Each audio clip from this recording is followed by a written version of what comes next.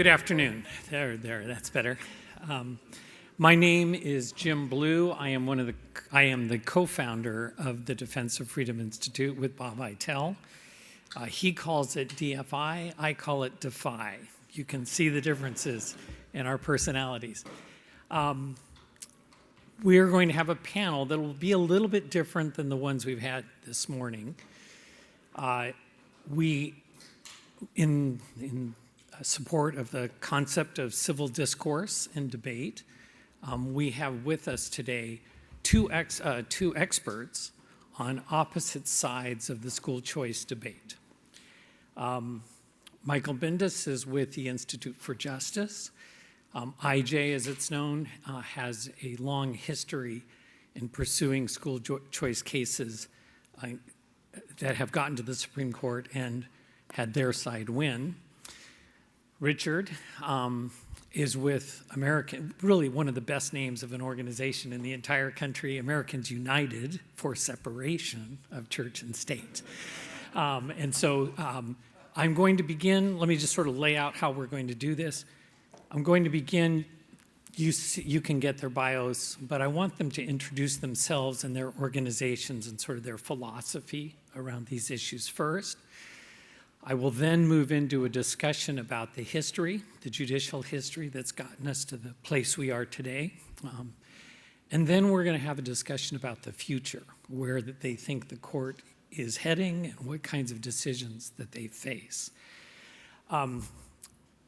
In all fairness, given the discussion that you all just heard from former Attorney General Bill Barr, Richard, would you mind starting? Because Bill Barr spoke a lot about religious freedom and education. So why don't you explain who you are, what your organization does, and then we'll have Michael, and then we'll go into the substance. Sure, and with apologies, I didn't hear the speech, so I won't try to address it directly, but yeah, I'm the legal director and vice president of Americans United for Separation of Church and State. Americans United was founded in 1947 by three religious denominations. It was the Southern Baptists, the Seventh-day Adventists, and the Methodists, and for a particular purpose. After World War II, along with the baby boom, came a teacher shortage. And so what public schools across the country started to do was to borrow teachers from whatever schools were around, whatever private schools, religious schools were around. And the folks who founded Americans United, and particularly a minister in Kansas, a Methodist minister, got concerned that what would happen is they would bring in the teachers from whatever religious schools they could borrow from in the area, and they would instruct the kids in the same way that they had been teaching in their private religious schools. And so this Methodist minister and the other folks who started the organization were concerned that that meant that instead of parents deciding what religious education their children would receive, what would happen is that it would be luck of the draw. And maybe it was your faith, and maybe it wasn't. So they came to Washington to start the organization where I now work. It was infelicitously at the time named Protestants and Other Americans United for Separation of Church and State. And over the decades since then, Americans United has been involved in sort of everything you can think of about religion and schools in particular, but also everything sort of else about the relationship of government and religion, about promoting religious freedom for everybody by ensuring that the government isn't taking sides and putting its thumb on the scale. I think maybe I stop there. Do you want to share a little bit more about your own background before we jump? Yeah. Oh, sure. So I don't even know what to say. I've been in Americans United on and off for about 17 or 18 years. After law school and after a couple of clerkships, I was in a Supreme Court practice here in town. And then I came to Americans United, where I was as the deputy legal director for about 7 years. And then I went into the U.S. Department of Education, where I managed the policy unit of the Office for Civil Rights there, which is the sub-agency that enforces the laws against race, sex, and disability discrimination in America's schools, colleges, and universities. You see the the patter that goes with that. After that, I went back to my Supreme Court practice for a while, and then I've been back at Americans United for about 7 years, where I had our litigation of sort of all things about religion and government. I argued the Kennedy case, the case about the coach praying at the Washington school football games this last term. That's do it great. for you? Thank you. Okay. Michael. My name is Michael Bindas, and I am a senior attorney with the Institute for Justice, which is a nonprofit public interest law firm that litigates in 4 areas. We defend economic liberty, free speech, property rights, and educational choice, which we're here today to talk about. I actually have headed up IJ's educational choice practice for the last 2 years or so. And IJ believes that parents know better than anyone what education is going to work for their children, and that parents should be empowered to make the choices concerning their children's education. And that, in a nutshell, is why we do the work we do in this area. We've been litigating these cases since we opened our doors in 1991. We've actually been litigating a school choice case every day over the last 31 years. Since we opened when we were defending the Milwaukee school choice program back in the early 90s.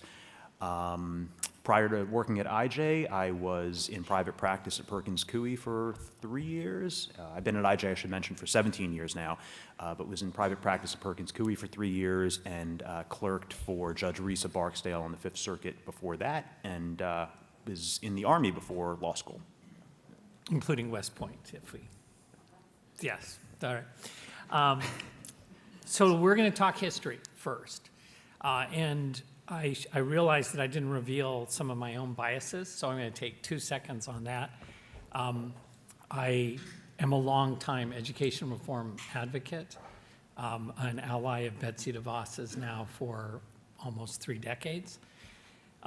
So I don't come to this issue without any bias, but I do come to it knowing that there are 2 sides to this issue.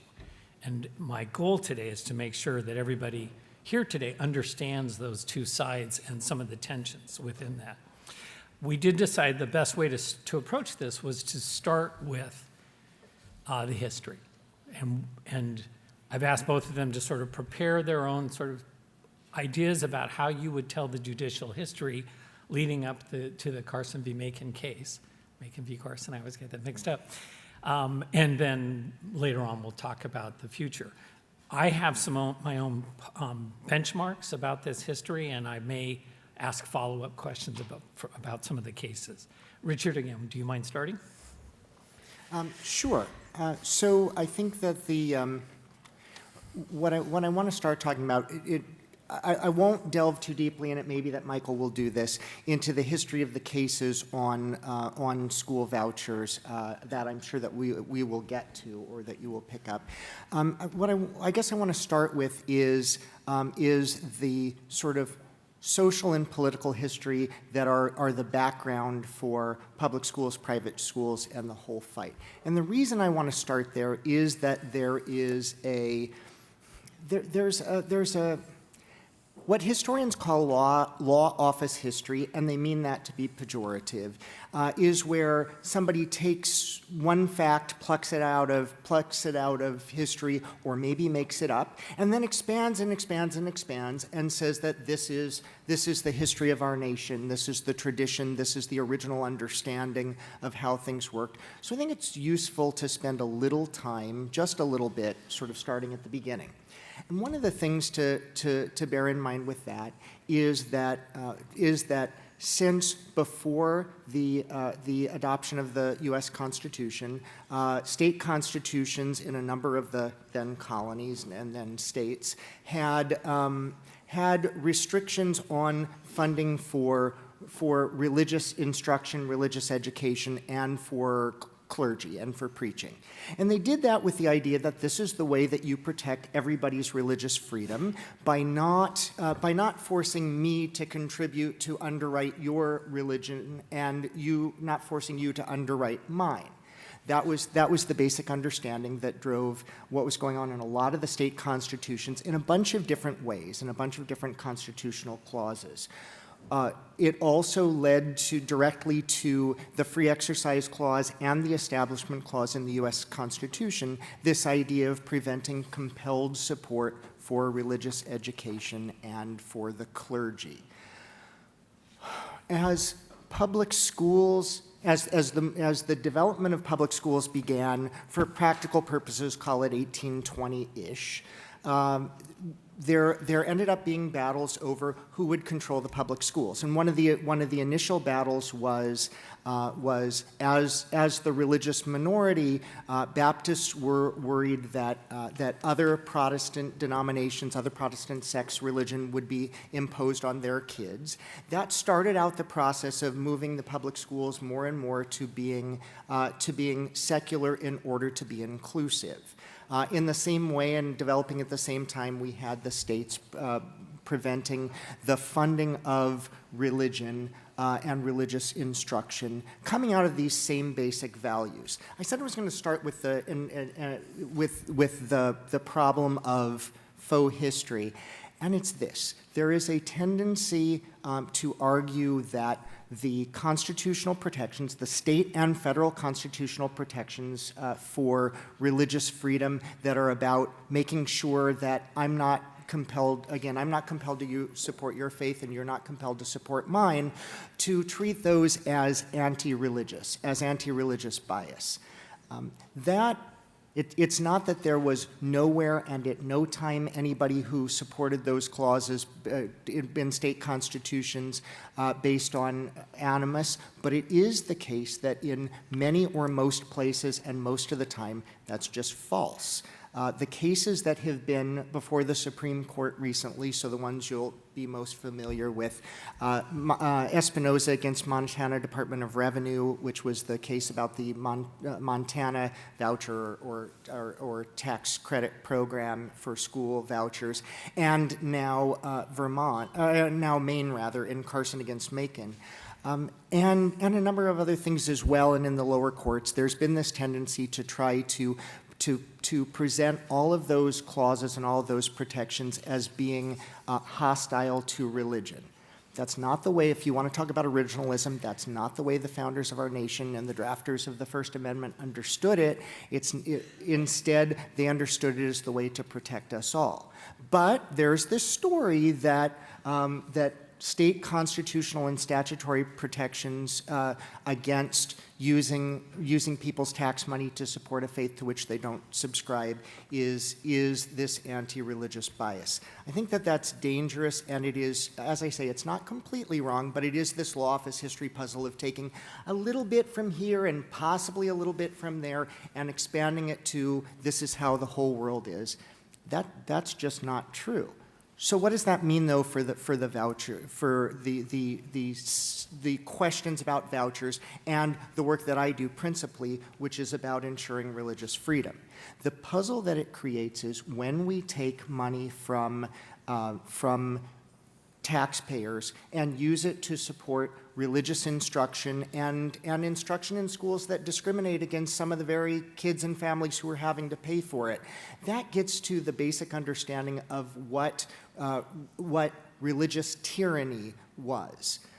And so one of the reasons that a lot of folks do the work that I do is to ensure and protect, to protect the religious freedom and the rights of families and children, and just to say, oh, give them options and let them go shop for the instruction, religious or otherwise, that they want, doesn't really get to that. It also causes some other problems that I know we'll talk about later, but I sort of wanted to set that up as a baseline.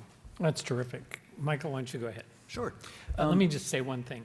This is meant to be an informal debate, and I just realized Michael will now have a little chance to respond to his history. So after you do this, I am going to give Richard 30 seconds to reflect on anything Michael says. Sure. So go ahead. Sure. So I'm going to start off with a kind of history, litigation history of the modern school choice movement, and then I will address some of the points that Richard addressed going back to the early through late 19th century. When the modern school choice movement was in its infancy, and by that I mean the late 80s, early 90s, when the Milwaukee parental choice program was adopted, there were two big unresolved questions concerning the legality of school vouchers and other forms of school choice. The first was whether school choice was permissible under the federal Constitution, specifically the Establishment Clause. Opponents of school choice argued that because some parents might select religious schools under these programs, that somehow constituted a state establishment of religion and therefore ran afoul of the Establishment Clause. The second big unresolved question was, even if the Establishment Clause permits school choice, can state law, state constitution, state statutes nevertheless be applied to bar school choice, at least insofar as it includes religious options? Now, the first of those two questions was resolved in one of our cases that went up to the Supreme Court in 2002, a case called Zellman versus Simmons-Harris. And in that case, the Supreme Court held that school choice, specifically a program to provide aid or educational options to children in the Cleveland School District, school choice was perfectly permissible under the Establishment Clause, so long as two conditions were satisfied. Number one, the program had to be neutral toward religion, meaning religious and non-religious schools alike could participate. And number two, the program had to operate on private choice, meaning it had to be parents deciding where their children went to school as opposed to the government telling them where they would go to school. And as long as those two conditions were satisfied, the court said no Establishment Clause problem. The opponents of school choice, however, are a dogged bunch, and they did not pack up and go home after that.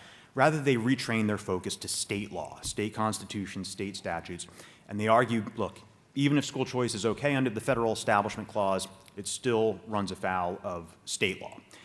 And particularly, not exclusively, but particularly they focused on one type of state constitutional provision. You can call it a no-aid provision, you can call it a Blaine Amendment, but generally speaking, these are provisions found in 37 constitutions that prohibit public funding of religious or sectarian schools or institutions. Now, the school choice opponents weaponized these provisions and attacked programs that were being adopted over the last several decades. And we defended those programs, and we made two arguments. Number one, these no-aid or Blaine provisions don't even reach school choice, because remember, these provisions are concerned with public funding of religious schools. School choice doesn't fund schools, it funds students. No one would argue, for example, that food stamps fund grocery stores, right? They are aid to assist citizens with their nutritional needs. School choice is aid to assist citizens with their educational needs. And most courts, state courts, agreed with us and interpreted their no-aid or Blaine provisions in precisely that manner, to not prohibit aid to students, even if they might bar aid to religious schools specifically. But some courts did not, and in that case, we argued that, look, to apply one of these provisions that specifically targets and excludes religion from an otherwise available public benefit would run afoul of the Free Exercise Clause. And the issue came to head back in 2020 in a case that Richard referenced, Espinoza versus Montana Department of Revenue. In 2015, Montana had passed a school choice program. As originally enacted, it was open to religious schools and non-religious schools on equal terms, but the state agency charged with administering the program promulgated a regulation barring religious options from it, claiming that was necessary to comply with the state's Blaine Amendment. We challenged that exclusion, went up to the U.S. Supreme Court, and in 2020, the Supreme Court ruled in our favor, saying that to apply this state constitutional provision to bar a school choice program simply because it includes religious schools violated the Free Exercise Clause. That case seemed to address that second major constitutional question concerning the legality of choice, except 4 months after Espinoza, the First Circuit Court of Appeals upheld a religious exclusion in a Maine school choice program. Maine, being a largely rural state, has many school districts that don't have a public school. And if a school district doesn't have a public school or doesn't contract with another school to educate its resident students, it has to provide by state law tuition for a child to attend the public or private school of their parent's choice. Again, it can be public or private. It can be in-state, it can be out of state, it can be out of the country. and the state routinely pays for kids to attend some of the most elite blue blood prep schools throughout New England, and in fact, throughout the country. So you can go to school under this program at a prep school in Santa Barbara, but not a Jewish day school in Portland, not an Islamic school, not a Catholic school at your local parish in Augusta. 4 months after Espinoza came down and the Supreme Court struck down Montana's religious exclusion, the First Circuit upholds Maine's exclusion. And on what grounds? The First Circuit said, look, the problem in Montana was that the state was excluding schools because of their religious status or their religious identity. That's not what Maine's doing. Maine is excluding religious schools because of the religious use to which a student's aid might be put there, namely procuring a religious education. In other words, the First Circuit fully recognized that it's unconstitutional to discriminate against religious schools because they are religious, but it held it's perfectly fine to discriminate against religious schools because they do religious stuff. We obviously took issue with that. I think hair splitting is the kindest adjective to describe that distinction. But we petitioned to the Supreme Court. The Supreme Court accepted review of the case, and in June of this year handed down its decision in Carson versus Makin, saying, look, regardless of whether a state is purporting to exclude schools because of their religious status or because of the religious use to which a student's aid might be put there, it violates the Free Exercise Clause. It was a great victory, and it really was the bookend to Zellman. Zellman, again, holds that the Establishment Clause permits religious options in these programs. Espinoza, coupled with Carson, says, moreover, state law cannot be applied to exclude them. That doesn't mean the legal battle over school choice is over, as I'm sure we'll get to here shortly. There are and will continue to be fights over this. The former general counsel of the NEA, Robert Shannon, once famously said that school choice opponents would resort to what he called any Mickey Mouse state constitutional provision that they could find to attack these programs. And so the attacks will continue. And they'll turn to more arcane state constitutional provisions or statutory provisions concerning public school financing. We'll continue to defend those programs because, again, we believe that parents should be empowered to make these decisions. Really quickly on, I don't know, Jim, I'm happy to leave it there, or I can address some of the history. Let's talk about the two recent decisions. I do want to point out that Richard is not with the National Teachers Union. He's here specifically around the separation of church and state. I presume that you disagreed with the court's decisions on the Montana and Maine cases. I may be wrong about that. And if so, why? Sure. And for related reasons, although the decisions are not the same and they do some different things, that it's worth sort of shining a light on, because I think Michael's explanation kind of elides some of that. One of the things that he skipped was in 2003, the year after Zellman against Simmons-Harris, that first school voucher case was decided. That was when the Supreme Court said, if you have a program that involves both religious and not religious schools as participants, and parents decide where the money gets directed, that doesn't violate the Establishment Clause of the First Amendment. So the next term, 2003, there came a challenge to a limitation in Washington State, where Washington State made scholarships available for higher education for everything except for studying to be a member of the clergy. And the reason that it did that is it said that the state isn't supposed to be in the business of paying to train clergy, religious leaders, and that that was part of the state constitutional provision on the limit of the spending of money. Now, this went before the Supreme Court, and the court, in an opinion by Chief Justice Rehnquist, said a couple of things. Said that states have the phrase he used was anti-establishment interests, which is the interest in not having government interfering in religion or vice versa in order to promote religious freedom, and that was what Washington was doing. And by the way, he said there was also no history, no evidence of anything nefarious, any bias or anything like that in Washington's limitation, which was about protecting this idea that dates back to the founding of protecting religious freedom by not taking sides on religion and not funding some things and not others, all that good stuff. So now fast forward to Espinoza against Montana and Carson, and also another case called Trinity Lutheran versus Comer. That was the case about the playground resurfacing. You take all these cases together, and what we had until Carson was a decision that a state refusing to fund, refusing to extend money to a recipient, whatever that was. In this case, we're talking about schools, but it could be other things as well. Merely because it is religious is status-based discrimination that violates the free exercise clause.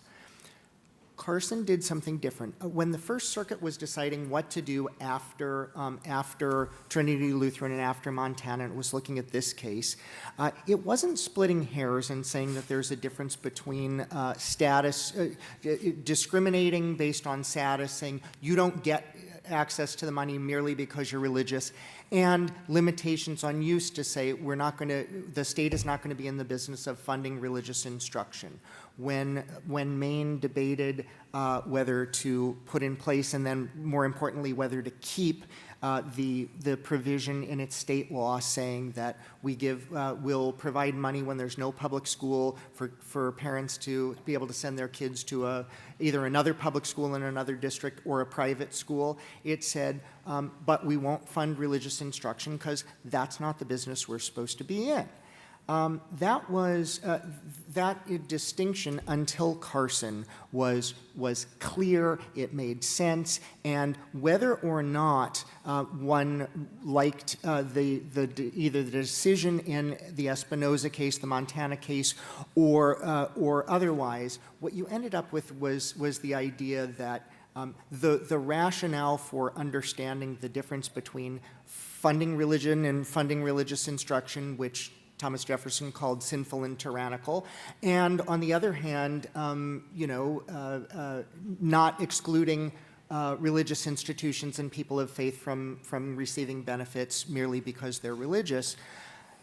That distinction encompassed a lot of important things that allow us to protect religious freedom for all of us. If that distinction is now gone after Carson, we've got a real problem, particularly religious minorities, but not just religious minorities, also all the folks, all the Christians who take seriously the Sermon on the Mount and say that your prayer is about your private relationship to God, and taking seriously the teachings of the Baptist theologian Roger Williams, who was so influential in the development of the First Amendment and our original understanding of things, by saying that when government is in the business of supporting religion, it corrupts both of them. But that's a distinction that I think now we sort of have to throw up our hands and say, what the heck do we make of it after Carson, where the court says, says making a determination whether or not to fund the practice of religion and religious instruction is the same as status discrimination, saying you can't get money merely because you're religious. Those things aren't the same, and I think it's dangerous. Thank you, Richard. That was very useful. Neither of you mentioned a couple of important laws, and I'm going to ask you if they have any bearing, because I get to say it, I'm not an attorney. The first goes to something that Attorney General Barr spoke around, Richard, which was that 100 years ago, there was a consensus, a political consensus that formed that we are going to fund public education. And then as a result of that, some states, Oregon in particular, had a compulsory law that you had to go to what he called the government-funded and run schools. The case is Pierce versus, I'll get this wrong, I'm sure, You may know it, the Society of Sisters It was of the Holy Names. 1933-ish. Yeah, 25, something 25, like that. oh, I'm confusing with something So else, but yes. does that have bearing today in the modern cases? You want to start, Michael? Yeah. Sure. It absolutely does. And if I may use this opportunity to address some of the history very briefly. Richard, I don't disagree at all that compelled support clauses that pre-existed in some states, the federal constitution, were benign. They were essentially state establishment clauses, but they were typically applied to prohibit two things: taxing citizens to build churches or to fund ministers. And in fact, they did not reach beyond that. To the contrary, as the court recounted in Espinoza, it was common at all levels of government, state, federal, and local, to provide aid, either monetary or property, for schools, including religious schools. And so in many states and many cities across the country in the early republic, it was common for poor schools, schools to educate the poor of that city, to be run by religious entities and for them to be supported financially by state or local government. It was common in the antebellum period for, at least in the northern states, for schools educating Black Americans to be operated by religious entities, including Black churches and white missionary societies, and to receive government funding. After the Civil War, the Freedmen's Bureau had a very concerted effort to partner with missionary societies to set up schools in the South, and the Freedmen's Bureau provided financial assistance to those schools to educate the newly liberated slaves. And many of those schools are still in existence.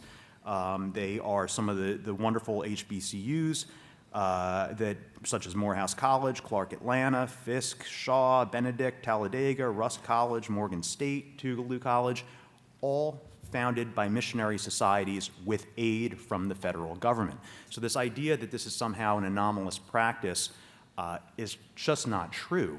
And I would say that, unlike school choice that provides financial aid to students, in many of these cases, the government was directly funding the schools themselves.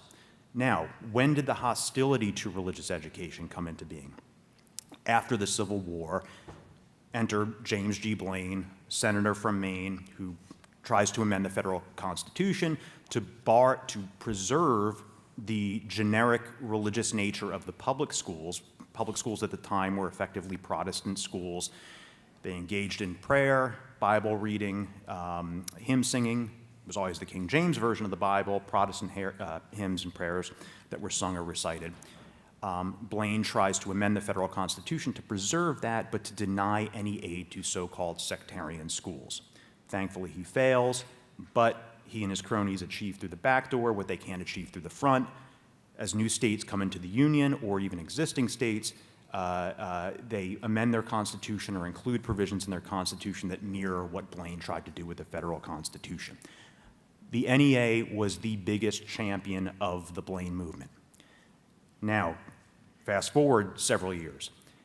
The NEA was a huge proponent of the so-called language laws in the late 19-teens, early 1920s, that prohibited teaching in public or private schools in any language other than English. They were nativist laws that led to the prosecution of Robert Meyer, a teacher at a Lutheran school, for the crime of teaching Bible stories in German.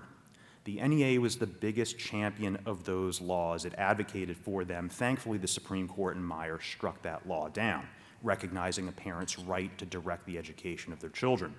Fast forward a couple more years, finally, Jim, I'm getting to what you asked about, Pierce versus Society of Sisters, where Oregon adopted a measure that compelled every child to attend a public school, effectively shutting down private schools, including religious schools in the state.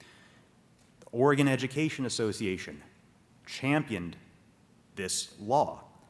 Thankfully, the Supreme Court struck that law down as well, recognizing again a parent's right to direct the education of their children.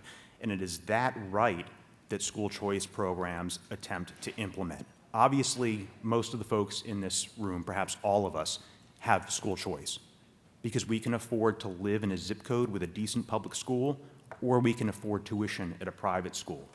But for many, if not most Americans, they don't have that choice. School choice simply tries to enable those families to direct the education of their children, a right that the Supreme Court recognized in Pierce. Great. Richard. Yeah. So respectfully, a lot of what you heard is that law office history that I was kind of pointing to earlier. I'm not going to go through and pick it apart because I know that Jim, you want to have us talk about what's going on today. I'll put in a placeholder, and I'm happy to go back to it. But one of the things to keep in mind is that the debate about school vouchers today is not at all about whether you have the right or I have the right to decide on the religious education of our children. It's about who pays for it.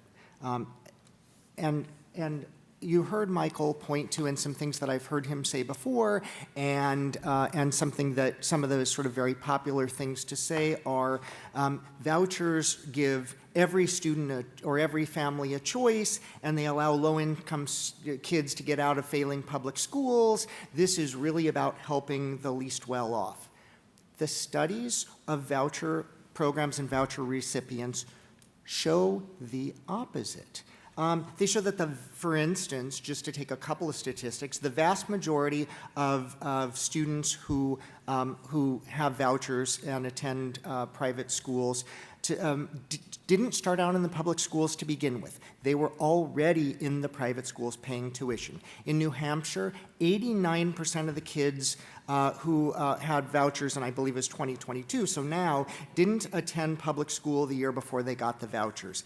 In the Arizona program, 77% of the families that applied for vouchers had never had any kid in public schools before that.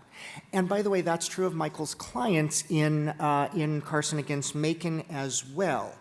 If this is really about helping low-income families, I think we have to ask why we're subsidizing families that can afford to send their kids to private schools and are already doing it.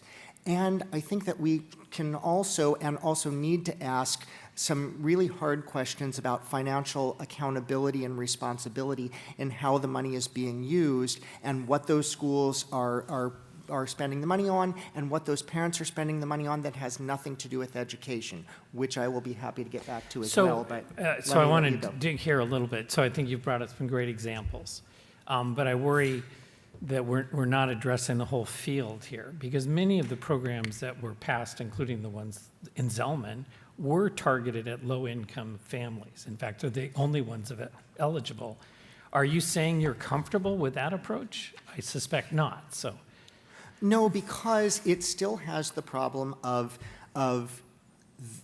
funding religious instruction that the government shouldn't be in the business of. It shouldn't be putting its thumb on the scales and saying that my religion is better than yours. It shouldn't be putting its thumb on the scale and saying that the denominations that are big enough to have their own schools get supported by it and encouraged, and the rest of us don't. But there's another problem, too, that I want to bring up. So there's a study from the National Bureau of Education Research from 2017, which says this. The study shows that vouchers are now, and I'm reading from the study, the dominant source of funding for many churches, that voucher expansion causes significant declines in church donations and church spending on non-educational religious purposes, and that, and again quoting, the meteoric growth of vouchers provides financial stability to churches but diminishes their religious activities.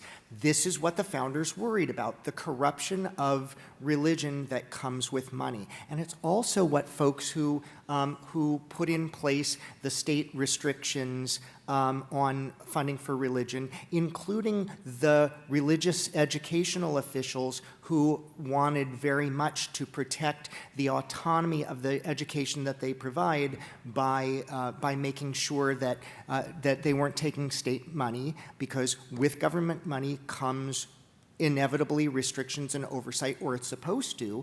And then you make a choice, right? You either fund things and you oversee to make sure the money is being used properly, or you don't fund things.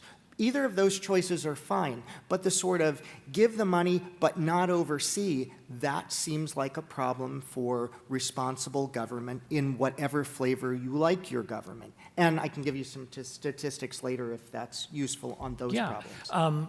I think that's actually a great segue to talk about the future. If you don't mind sort of giving our timing, that would be, Michael, let me start with you. Do you see the issues that Richard just laid out as what needs to be litigated in the future, or do you think other things are going to be? Well, I think, maybe it's helpful to look first at what Carson did not resolve. And I think Richard will agree with me on this, that for, one thing is that Carson did not resolve the question of the extent to which government may condition participation in a school choice program based on compliance with certain non-discrimination requirements, either in employment or admissions. That is going to be an issue that is litigated in the coming years.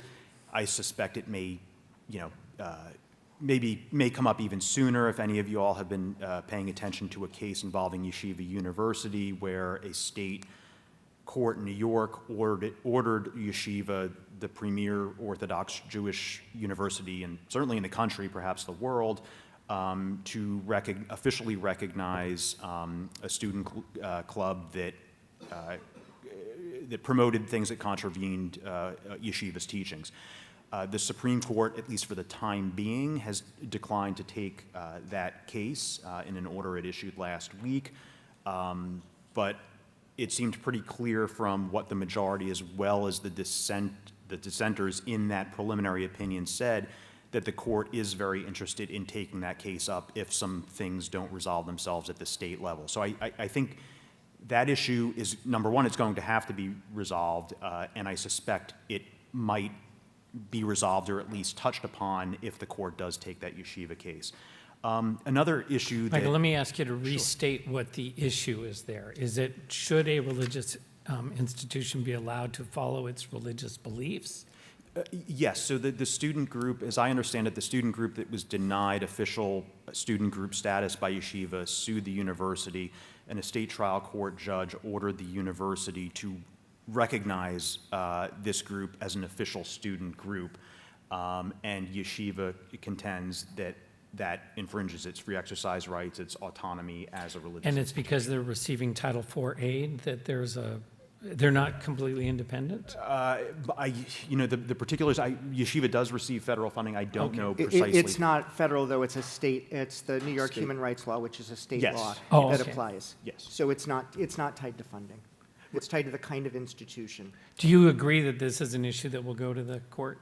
Yeah, I mean, look, this is the big next issue, and it's not down the road, it's already here. What Michael said is absolutely right. But I would state what it is slightly differently than as Jim, you rephrased it. The issue is whether states have the ability to say that if you choose to take state money, you have to comply with non-discrimination requirements. Or as I say in Yeshiva University's case, it's not tied to funding, but usually these things are. Michael's clients in Carson sent the places that they wanted to send their kids. It was Temple Academy in Waterville and Bangor Christian.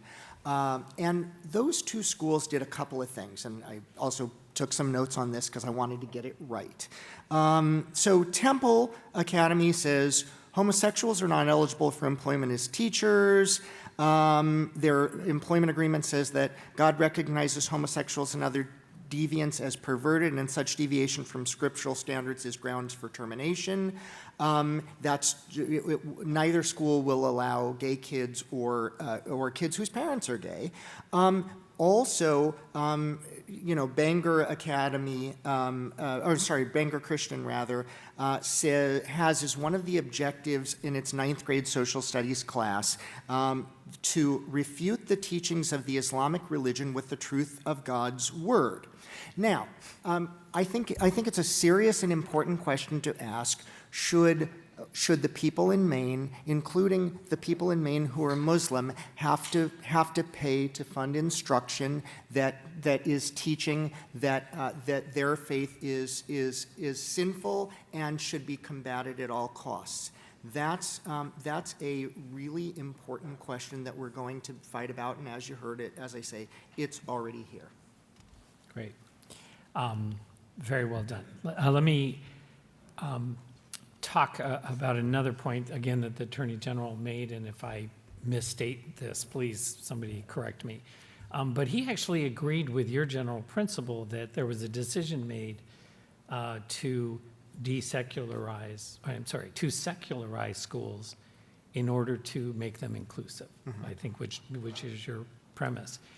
He went a step further and said that the aggressive secular culture now is replacing religion. In fact, it is its own religion. I'm putting words in his mouth now.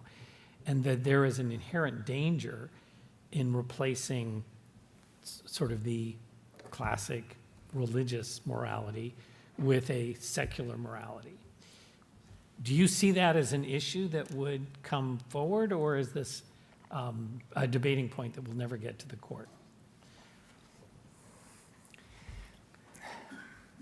The first thing is I would disagree with the sort of language of aggressive secularization and that as being baggage about being anti-religious. The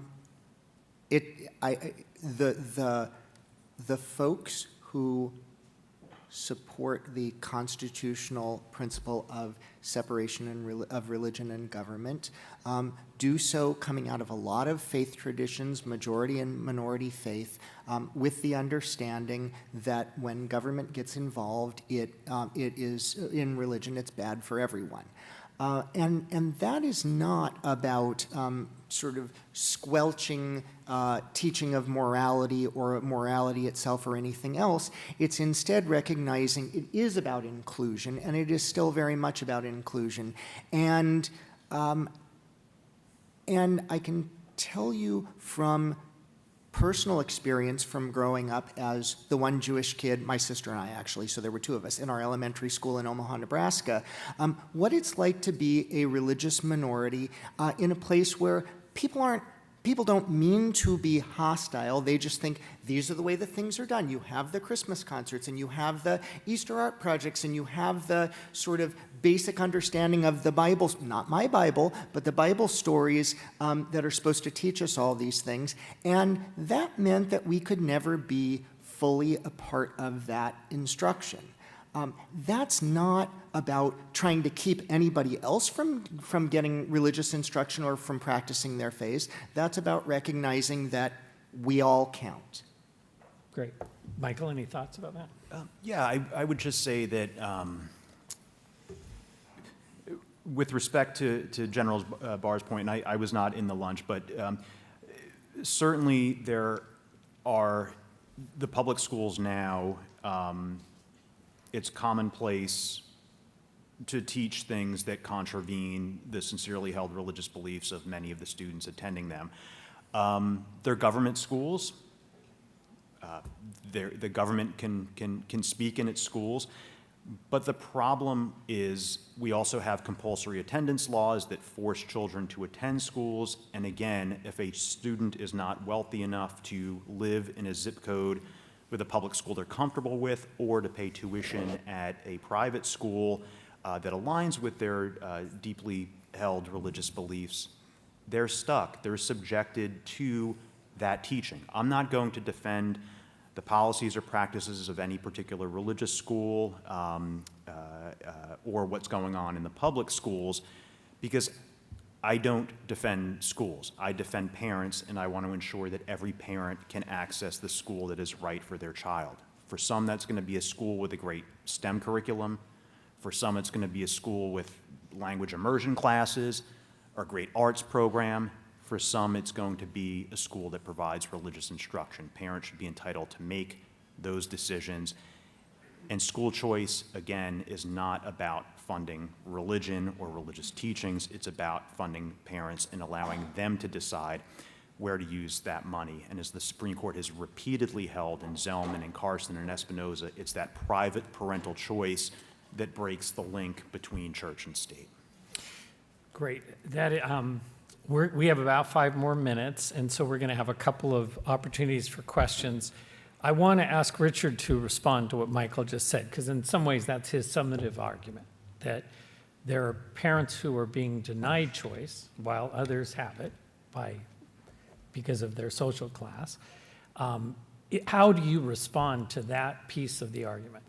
Well, I'm gonna ask a question that comes out of those statistics that I gave you a little bit ago about who is actually taking advantage of these programs. And as these programs are more and more being presented as this should apply to everybody, this should be every parent and every kid and every family, when overwhelmingly the folks who are actually taking and using the vouchers are folks who are paying anyway, that's not creating choice. I also wanted to go back just very quickly, recognizing how contentious this will be, but go back to something Michael started with, he said the modern school, I think he said school choice movement, I would have said school voucher movement, started in the 80s. It actually started in the 1950s and 60s with the funding of segregation academies. The idea was that you defund and you disparage and you take apart the public schools and turn around and use that money to fund people to go and send their kids, for white families to send their kids to school with only other white families. And it's sort of eerie that the language used to argue for that system in the 50s and 60s is some of the same phrases that you see advocates for vouchers make today, including in some of the briefs that Michael has filed. So as Michael responds to that, which I suspect he may want to. As I said, I understand. There is a contentious, history here of white flight schools that I think the school choice movement has had difficulty with. So Michael, go ahead and talk about it. Yeah, no, I won't deny that that happened, but that is hardly the origins of the school choice movement. Thomas Paine proposed vouchers in Rights of Man.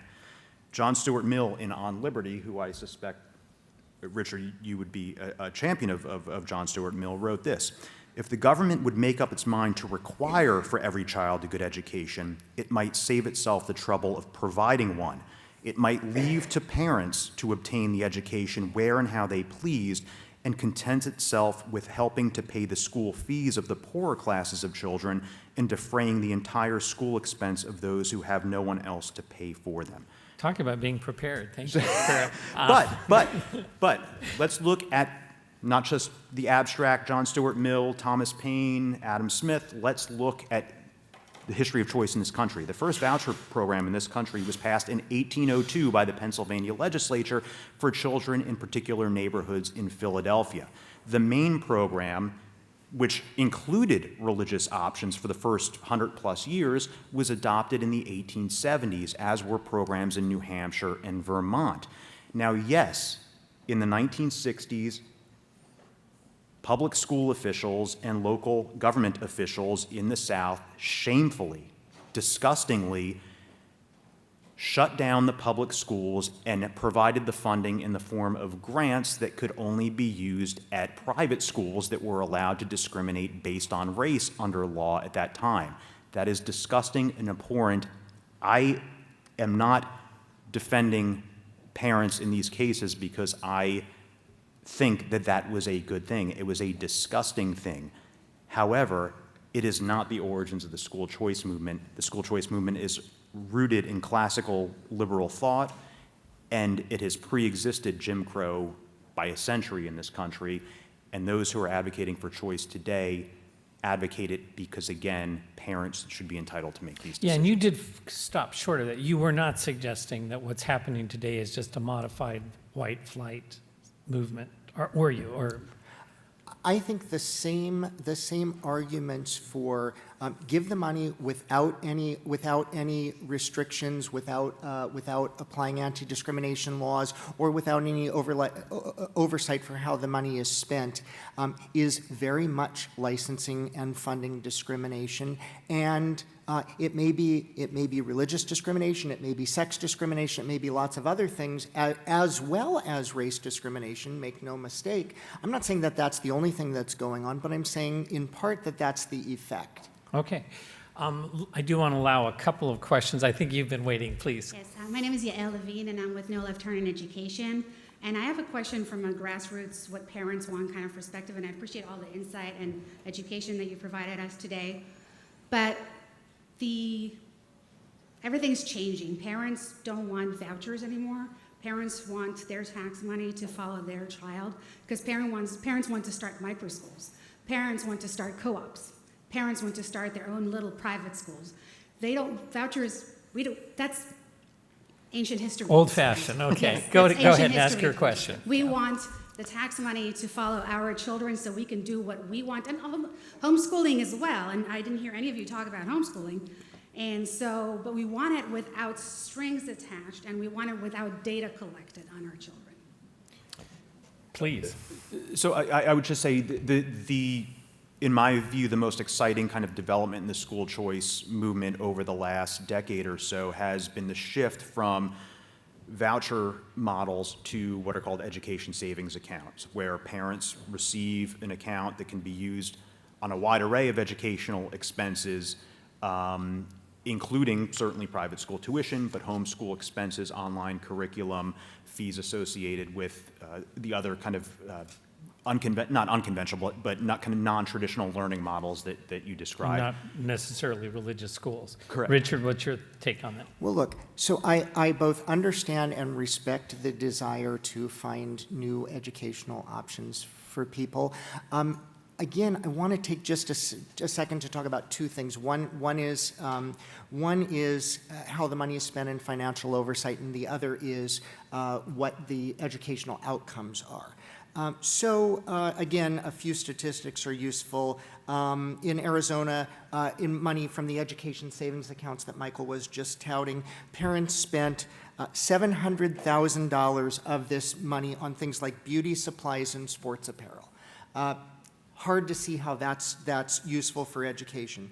In Oklahoma, there were pandemic-related education vouchers to students, about $500,000. The best estimate is that was misspent.